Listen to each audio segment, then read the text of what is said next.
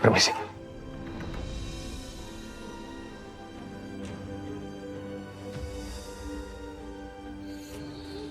Gimana Pak Nugroho? Sebaiknya kita bicara di luar. Baik. Jadi Pak Nugroho udah nggak boleh menangani kasus pembunuhan ini lagi. Loh, bagaimana bisa sih Pak? Kan Pak Nugroho yang udah menangani kasus ini dari awal. Harusnya Pak Nugroho yang udah banyak tahu soal ini dong. Iya Bu, tapi saya nggak akan menyerah. Saya akan tetap mengawasi kasus ini. Ya, walaupun saya tidak secara langsung menyelidikinya. Tapi saya akan tetap mengikuti petunjuk yang ada terkait dengan pembunuhan Bagas. Karena saya yakin sekali, ini ada kaitannya dengan pembunuhan Dasi dan juga penculikan anak ibu. Sama, saya juga mempunyai perasaan yang sama seperti itu.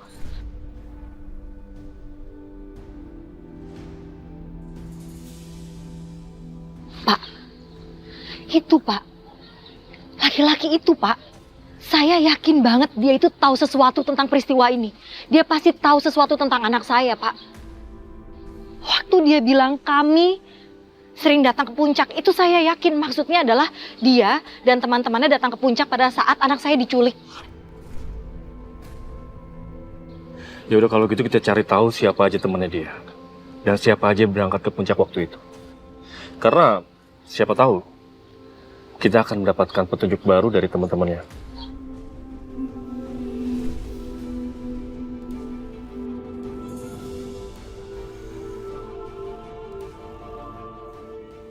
Ya udah Bu, ayo kita masuk mobil. Biar kita nggak kehilangan jejak.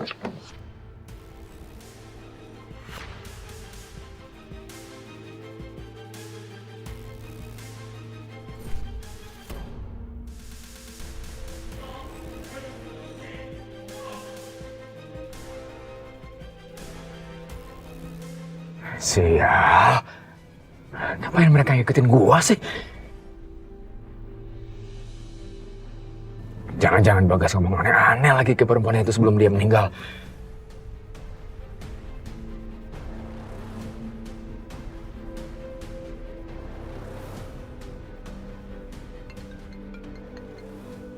Halo?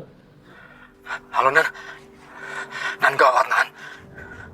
Polisi yang di puncak itu sama ibunya si Sinta ngikutin gua, Nan. Kalau gue bahas sekarang, Safira bisa curiga. Nanti saya telepon balik ya. Ah, ngapain dimatiin sih? Atau ini masalah penting juga? Dari siapa sih? Biasa, partner bisnisku. Cuma sekarang aku lagi malas nih ngomongin kerjaan. Yuk.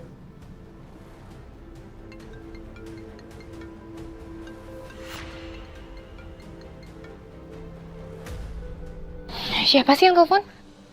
Kenapa nggak kamu angkat? Aduh, gimana ini? Kalau gue nggak angkat, Safira pasti curiga. Nanti dia malah mikir yang bukan-bukan.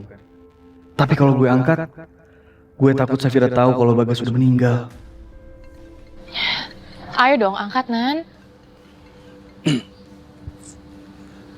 Halo Pak, saya tadi kan sudah bilang, nanti saya telepon balik ya. Sekarang saya sedang bersama istri saya, jadi saya belum bisa ngomongin kerjaan. Terima kasih ya. Ah, sial. Ya ampun, kalau soal kerjaan kenapa nggak kamu angkat aja sih? Kalau mama kamu tahu kamu lebih pentingin aku daripada kerjaan kamu, yang ada dia bisa lebih marah sama aku, Nan. Enggak, saya nggak usah khawatir. Lagian gimana, aku benar-benar lagi nggak mood. Otakku lagi mumet banget sekarang. Ya udah kalau gitu aku pulang ya, kasihan Cinta pasti nungguin. Iya sayang, kamu hati-hati ya. Bye. Bye.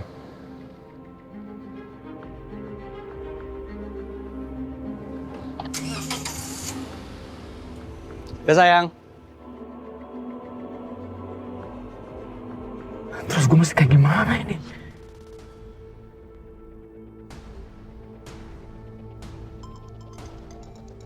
Oke, Nan. Halo Al. Sorry. Tadi lu bilang apa? Gue ini terus diikutin sama polisi itu, Nan. Dan dia sempat nanya sama gue, Nan. Apa gue ke puncak 2 tahun yang lalu, Nan? Dan dia nanya juga, gue ke puncak sama siapa aja, Nan? Apa? Mereka tanya sejauh itu? Sekarang lu jawab apa, Al?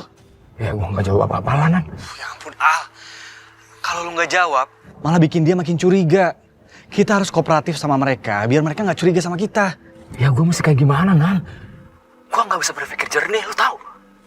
Ini aja gue terus diikutin dari belakang, Nan. Gini aja, Al. Mereka kan pengen tahu siapa teman-teman lo. Kita tunjukin diri sebagai sahabatnya Bagas. Karena kalau sampai kita nggak kelihatan sedih gara-gara kehilangan sahabat kita Bagas, mereka bakal makin curiga. Setengah jam lagi, kita ketemu di kamar mayat ya. Oke, Nan. Bye.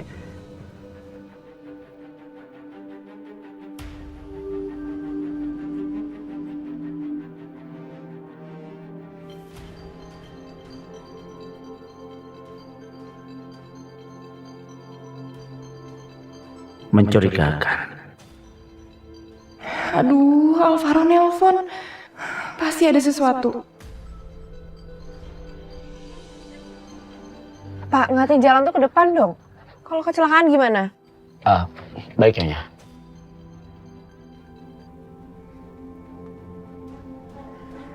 Halo, Halo, Sar. Kamu di mana, Sar? udah mau sampai rumah. Kenapa? Sar, kamu jangan dulu pulang ke rumah ya. Datang ke rumah sakit. Kita ketemu di kamar mayat. Tapi Ini penting, Sar. Sekarang, oke? Pasti si Alvaro lagi. Pak, jangan anterin saya ke rumah dulu. Anterin saya ke rumah sakit. Baik Nyonya. Sepertinya dia panik. Dia sadar kalau telah kita ikutin. Iya. Dia pasti berusaha untuk melakukan sesuatu, untuk menutupinya. Sekarang kita ikutin aja dia terus. Sampai kita mendapatkan bukti baru.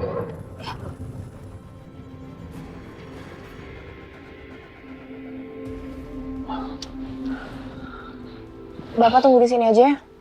Nggak usah ikutin saya turun. Baik Nyonya.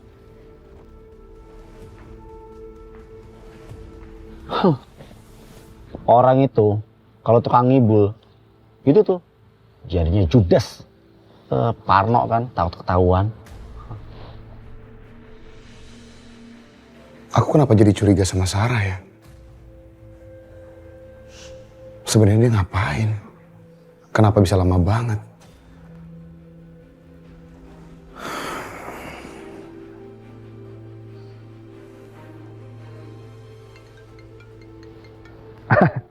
Akhirnya bos telepon juga. Ya bos. Pak Rahmat, gimana Pak?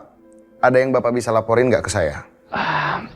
Iya bos, tapi gimana ya, saya nggak enak bicara soal ini bos. Saya kan cuma sekedar sopir bos. Firasatku benar. Pasti Pak Rahmat tahu sesuatu. Ya udah Pak, kalau gitu Bapak ceritain aja apa yang Bapak lihat. Baik bos, baik. Tadi waktu saya mengantar Nyonya, di dalam Nyonya ketemu temenan bos. Temennya? Temennya laki apa perempuan Pak? Iya bos, temennya laki-laki, namanya Alvaro bos. Alvaro? Sepertinya aku pernah dengar nama itu. Makasih ya, karena kamu udah jagain Sarah untuk aku. Tapi mulai saat ini dan seterusnya, Sarah itu udah jadi tanggung jawab aku.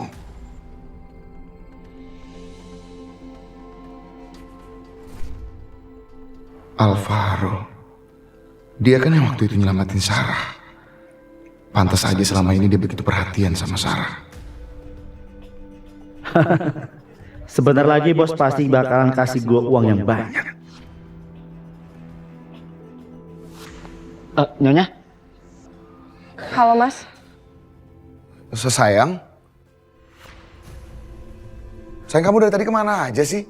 Aku tuh udah usaha ngubungin kamu, WhatsApp kamu, tapi nggak ada yang kamu jawab. Maaf Mas, tadi ternyata handphone aku di silent. Aku baru dapat kabar kalau teman aku meninggal Mas. Ini, kamu nggak bohong kan sama Papa? Mas, buat apa sih aku bohong? Ini sekarang aku lagi di rumah sakit Mega. Mau ke kamar mayat.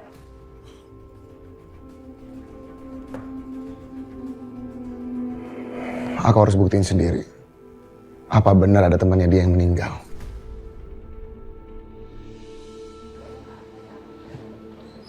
Bapak udah saya kasih kesempatan ya, Pak.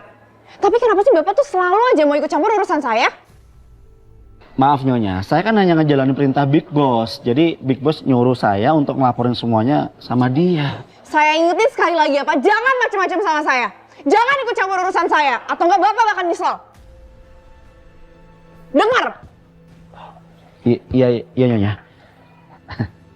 Yang penting duit.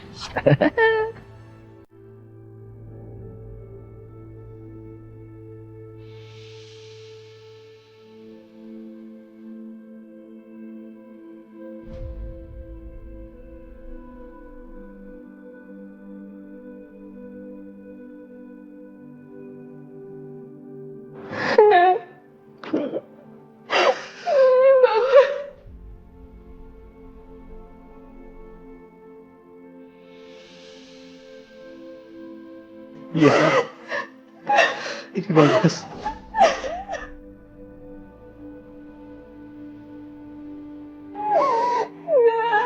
Anggap aja gue nggak ada di sini. Safira kayak lupa nih sama Bagas.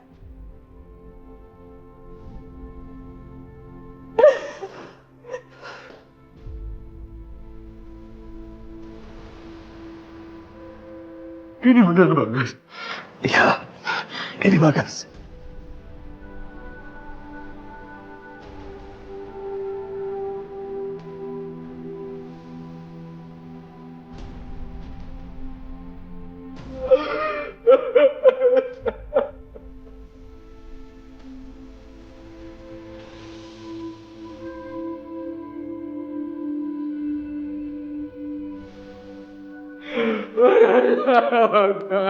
Ini si kelewat kosong nih.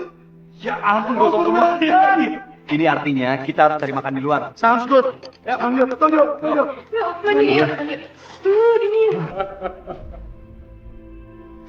Kenapa lo meninggal kayak gini, guys?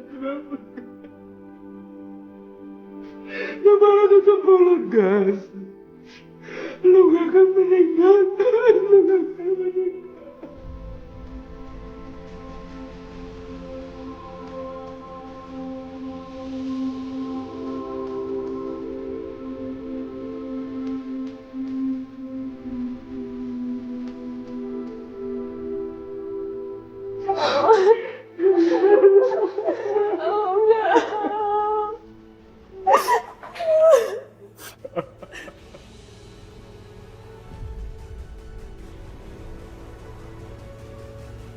Pak Rahmat, Ya bos?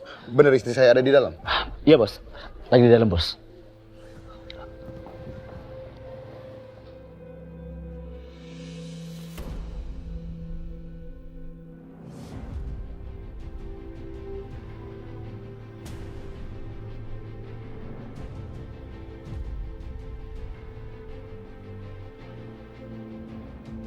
Jadi benar temannya meninggal.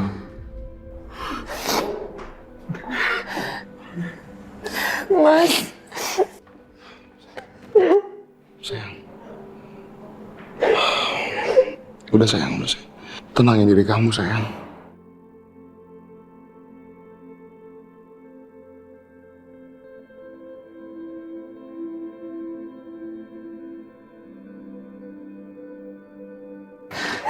Mas Bagas meninggal, Mas dia dibunuh.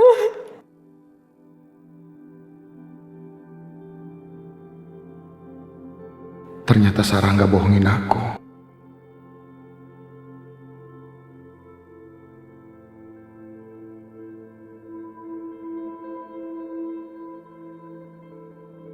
Kinan, Alvaro, saya turut berduka cita atas apa yang terjadi dengan sahabat kalian.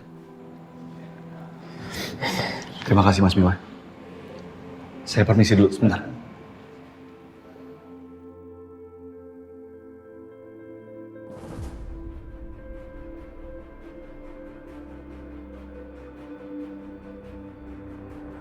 Sepertinya Alvaro ke ruang mayat.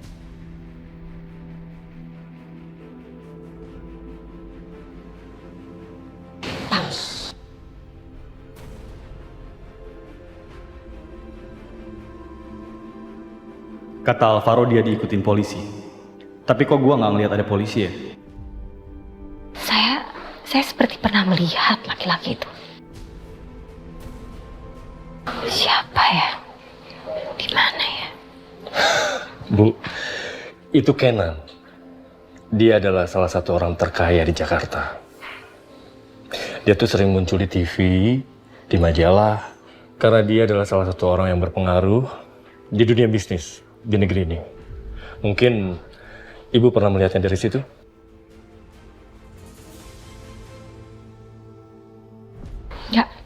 Enggak, bukan.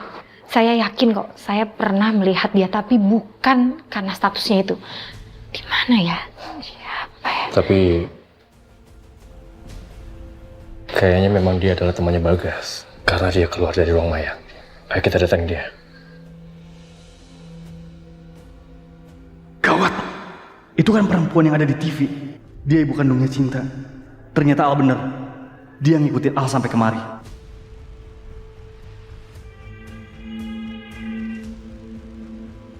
Permisi, Pak Kenan.